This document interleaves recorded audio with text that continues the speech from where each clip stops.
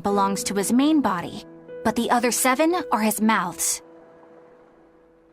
Those mouths consume malevolence, sending it along Earth pulses back to that main body so he can awaken. The 7 monsters fitting that description are called Therians. Right. Now as for this malevolence, I have no idea what that means. What about the second part? I haven't studied much ancient history, but it said this world was created by 4 Empyreans: Earth, Water, Wind, and Fire. But they also call Innominat an Empyrean. Perhaps a war broke out between Innominat and the other Empyreans that resulted in him being sealed away. But if there is someone to connect with this divine power, the Therians will keep spawning. And just like that, Innominat will be revived.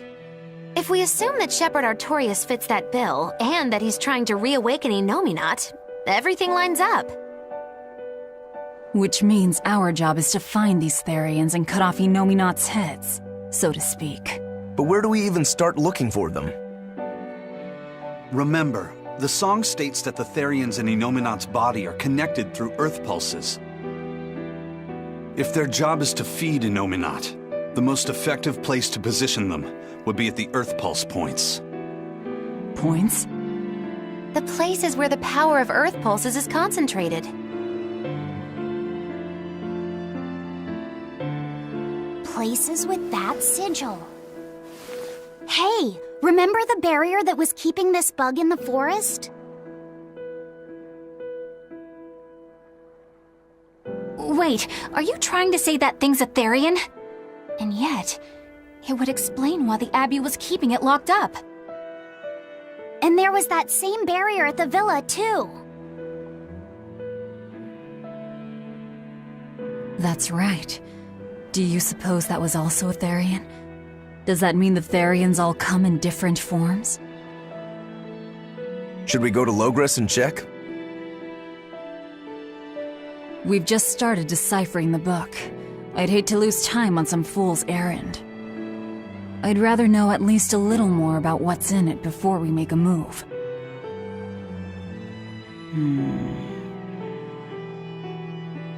Something bothering you, Grim? This line. The one about Therians being forever reborn.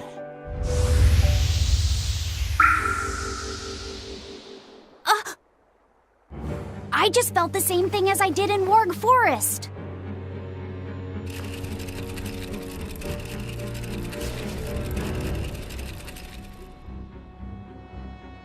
The needle's pointing in the direction of Amenoch's temple, Palamedes. Do I recall hearing that the Abbey took that over? Temples and ritual sites are often built on places thought to be rich in spiritual energy. Could the temple possibly be an Earth pulse point? There's lots of Earth pulse points scattered all over the world. If there's only 7 Therians, most of them will be empty. It's not like we have any better leads. If there's even a chance, shouldn't we go check it out? Better than sitting around waiting on the book. If nothing else, we'll find out what Laphicet is sensing. Just a theory, but if you were to kill a Therian... What? I guess there's only one way to find out. Never mind. Good luck out there.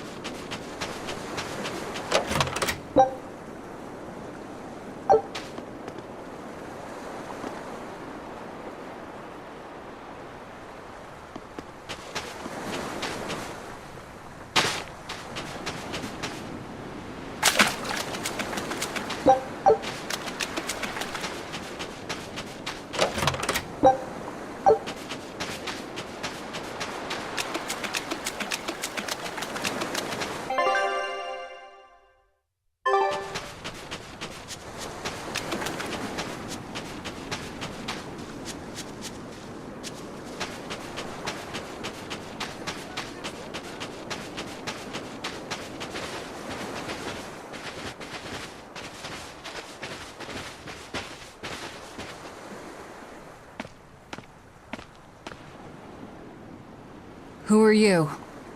The innkeeper's daughter. I happened to overhear you all talking about going to Palamedes, and... Did you report us to the Abbey? Report? But you already have an exorcist with you. If you have any business, talk with her then.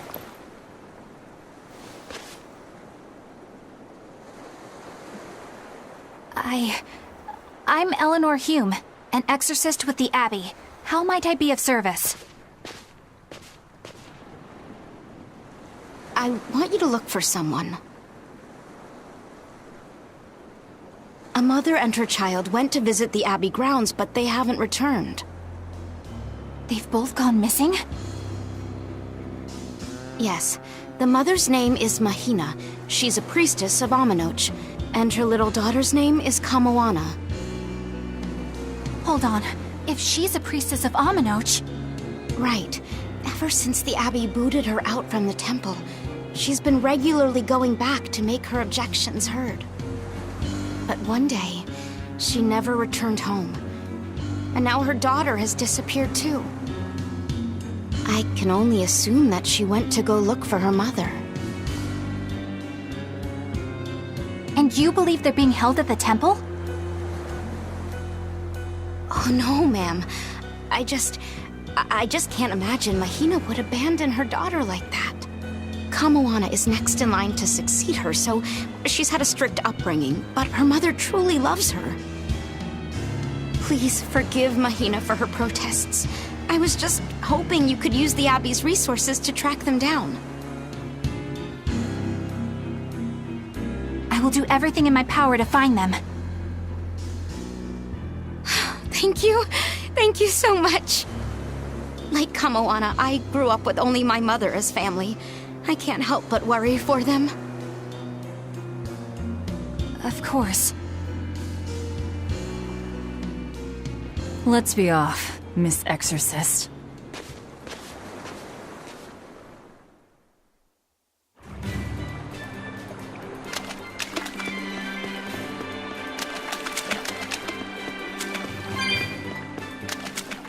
Eleanor, what's your game here? The mother and daughter, you mean? That's on me. I'll search for them myself. I don't care about that. Well, what then? Why are you actively helping us decipher the book, when we're using it to thwart the Abbey's plans? You think I might be deliberately misleading you? Laying a trap of some sort for you all? Are you? I think you're a lot of things, Demon.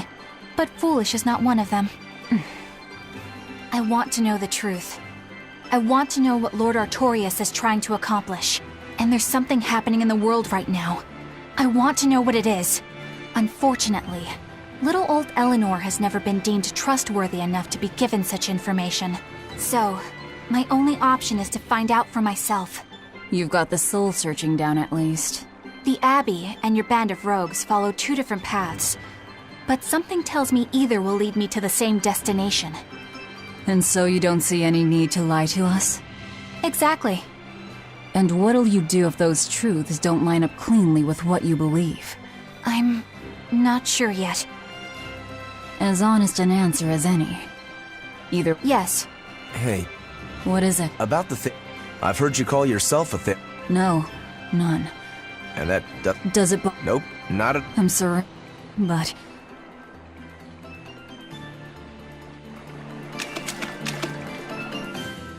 keeps picking on Madame Eleanor. They're total opposites, so I know they're just gonna clash sometimes, but Velvet takes it too far. You really think they're totally opposite? If Madame Eleanor is a white lily, then Velvet is a black rose. If Madame Eleanor is a soaring Pegasus, then Velvet is a wolf in the shadows. If Madame Eleanor is a plate of spaghetti carbonara, Velvet is squid ink noodles with seaweed. I don't follow you completely, but I think I get the point. I'm sure you understand. The two have nothing at all in common. And since they don't share anything in common, some fighting now and then just can't be helped. Well, they both have beautiful hair. Okay, but we're talking a noble exorcist and an aloof demon. Eleanor sometimes treats you coldly. And Velvet has helped me more times than I can count. Madame Eleanor gives herself fully to the salvation of others, but Velvet is bent solely on revenge. That means they're both motivated by thoughts of others. How is the cheerful and talkative Madame Eleanor at all the same as the brooding, taciturn Velvet? Both of them talk to me when it's just the two of us together. You're just trying to be contrary. I'm only telling you what I've experienced. Actually, I feel that Madame Eleanor isn't really reaching out to me. It's all right if Eleanor doesn't want to talk to you. I'm here for you, Bienfu. You aren't alone. That just makes me feel lonelier. Bien. You two are opposites Huh?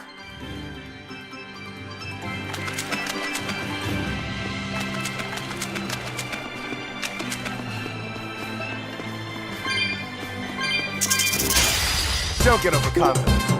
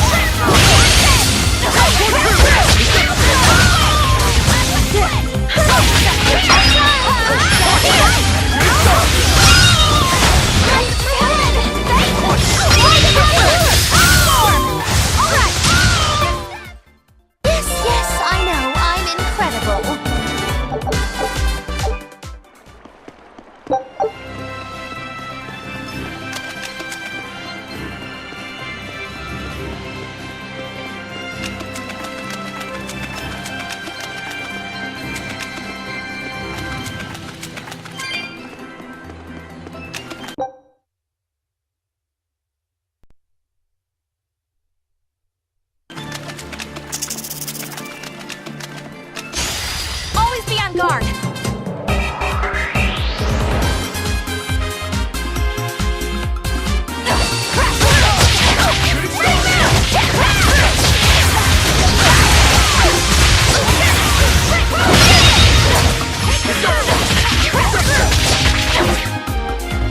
Killing flash! But I'm this close, I won't miss! Form zero!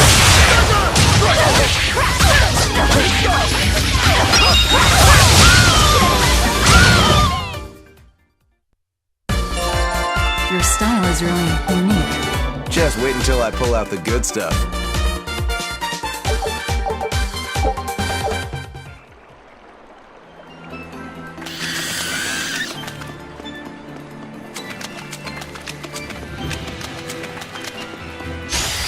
On to battle!